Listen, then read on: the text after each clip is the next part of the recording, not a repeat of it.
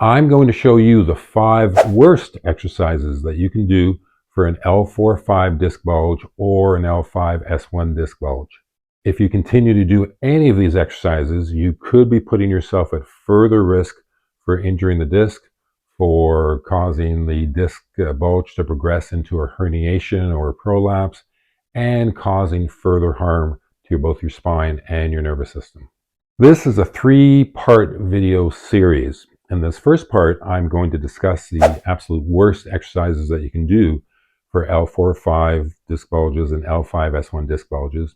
In the second video, I will talk about the absolute best exercises that you can do to actually help to heal and stabilize that L4-5 disc bulge and L5-S1 disc bulge. And in the third video, I will talk about a very highly specialized, very new revolutionary technology treatment protocol that helps to actually heal the root cause of these problems. You'll find the links to all the videos in the description below. Hi, I'm Dr. John Zielonka. I'm a neurofunctional chiropractor in Ottawa, Ontario, Canada. I've been doing this for over 30 years now. I'm the author of 10 books. I'm the founder of National Health Day in Canada, and I'm very honored to say we've been voted Ottawa's best 16 times. I've had the privilege to work with some of the world's best athletes.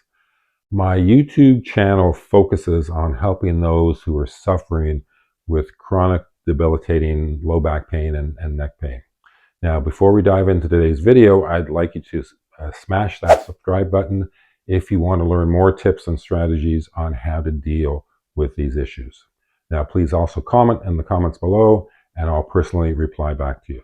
The exercises that you should avoid if you have an L4-5 disc bulge or an L5-S1 disc bulge were carefully selected because they're the movements that are in fact going to aggravate a disc bulge or in fact increase the inflammation as well.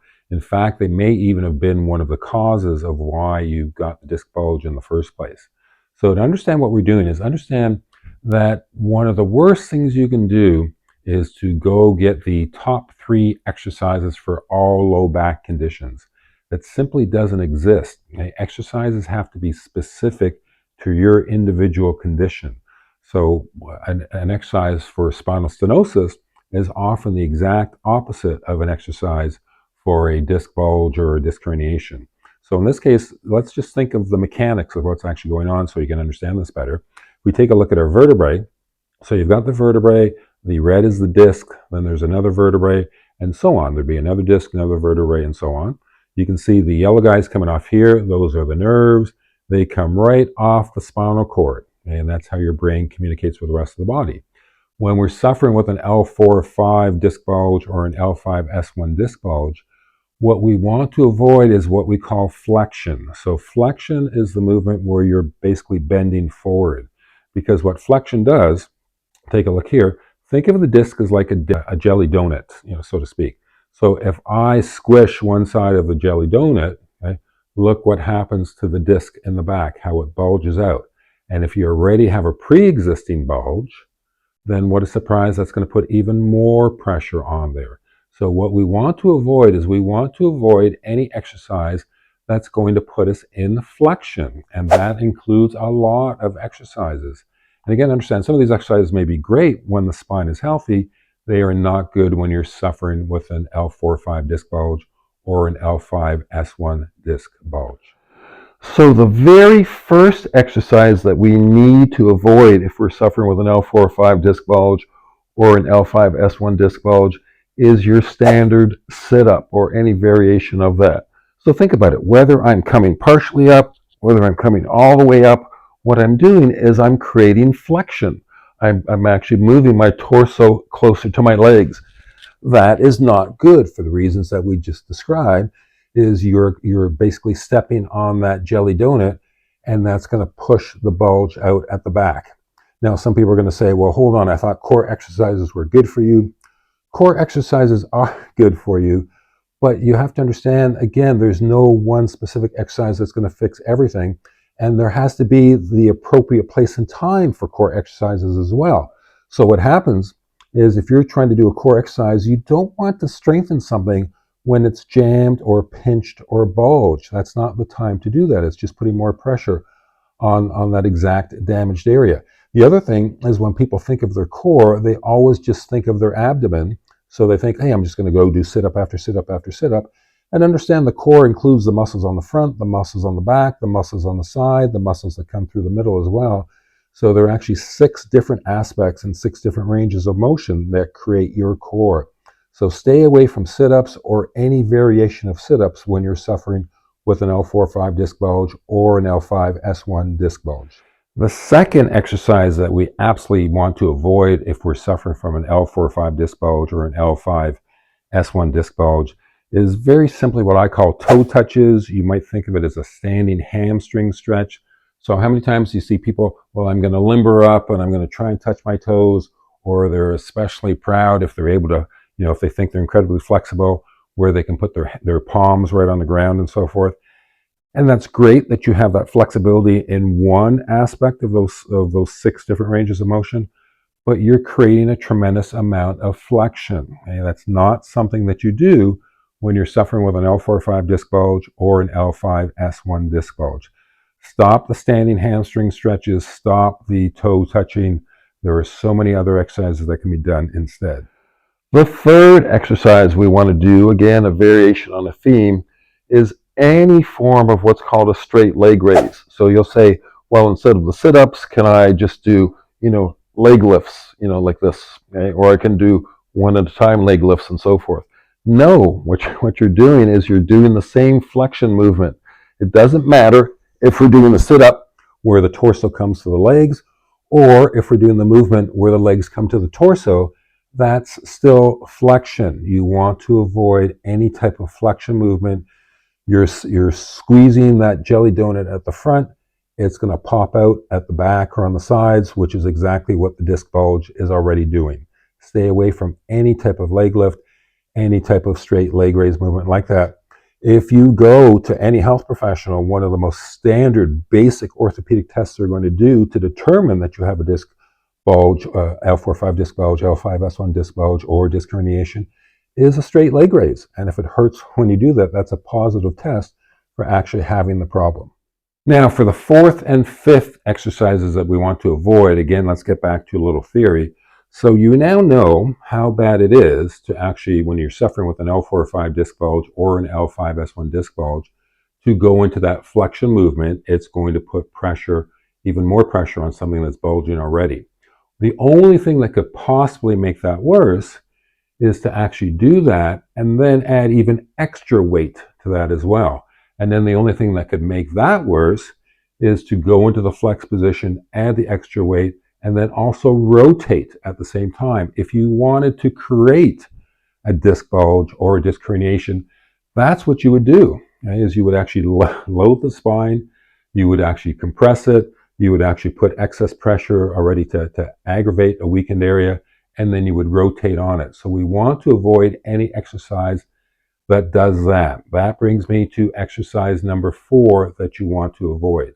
Exercise 4, it pains me to say this to you, because exercise number 4 can be a fantastic exercise when it's done properly and when the spine is healthy. It is a terrible exercise to do when you're suffering with an L4-5 disc bulge or an L5-S1 disc bulge, and that is your standard squat. So even if you're using a squat rack like I am here, the problem is I've now loaded that joint, and then as I come down, I'm now going into flexion, okay? And those are the 2 things that we absolutely don't want to do. Okay? So again, it can be a very healthy thing if you have a healthy spine. If you have that disc bulge, you do not want to get into flexion, and then especially you do not want to load the joint in flexion.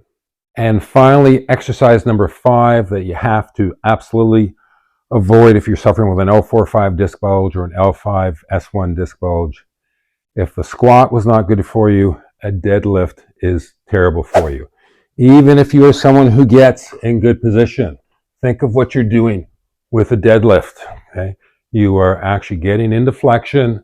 You are actually loading that joint. It's a terrible thing to do if you're suffering with an L4-5 disc bulge or L5-S1 disc bulge. Now, I get it. I've worked with some of the world's best athletes. I'm a member of what's called SWIS, the Society of Weight Training Injury Specialists. I'm a big fan of actually working out, of actually exercising for the rest of your life. We're talking about people who are suffering with things, so you're not the normal spine the way it should be. Now, last but not least, this all assumes that you're actually using good technique. It assumes that you know how to engage your core, how you know to activate your abdominals, how you know how to engage the glutes, and so forth. And even with all that, there's still not good exercises to do if you're suffering with an L4-5 disc bulge or L5-S1 disc bulge. In fact, they could have created what's going on in the first place. And the thing is that most people don't have good technique and they don't engage what they need to do and so forth. So please stay away from these 5 exercises if you're suffering with an L4-5 disc bulge or an L5-S1 disc bulge, and apply the theory. Please understand, we want to avoid anything that's going to aggravate that disc or increase the inflammation. So that's going to include things like most kettlebell workouts, because unfortunately we get into those flexion movements and we're loading the disc. Okay? That's going to include a lot of high impact aerobics because we do a lot of flexion movements. And again, we're loading and twisting and rotating on that disc as well. It's going to aggravate that bulge. It's going to worsen your problem. And even if you say, what's he talking about? I can do it pain-free. Doesn't matter if you can do it pain-free. If you know that you're actually damaging that area, you know it can take some time for that pain to come on, and then you're going to be the person who went up, to pick up a pencil or twisted the wrong way or think you slept funny, and you think that's what put you out of commission for months. No, that was the final straw of something you've been doing to damage that area. Please don't do that. Now that you've learned the 5 worst exercises to do for L4-5 disc bulge and L5-S1 disc bulge, I want to hear from you. Have you tried any of these exercises? Was it in fact one of the causes of your disc bulge or your low back pain or your leg pain? Please share in the comments below. If you found value in this video, please like it and share it. We want to help as many people as possible who are suffering with this. It also helps my message get out to more people with the YouTube algorithm as well. Now, please be sure to subscribe if you want more tips and strategies on how to relieve and treat debilitating back and neck pain without drugs and without surgery. Now, here's the next video in the series. Please go watch this now.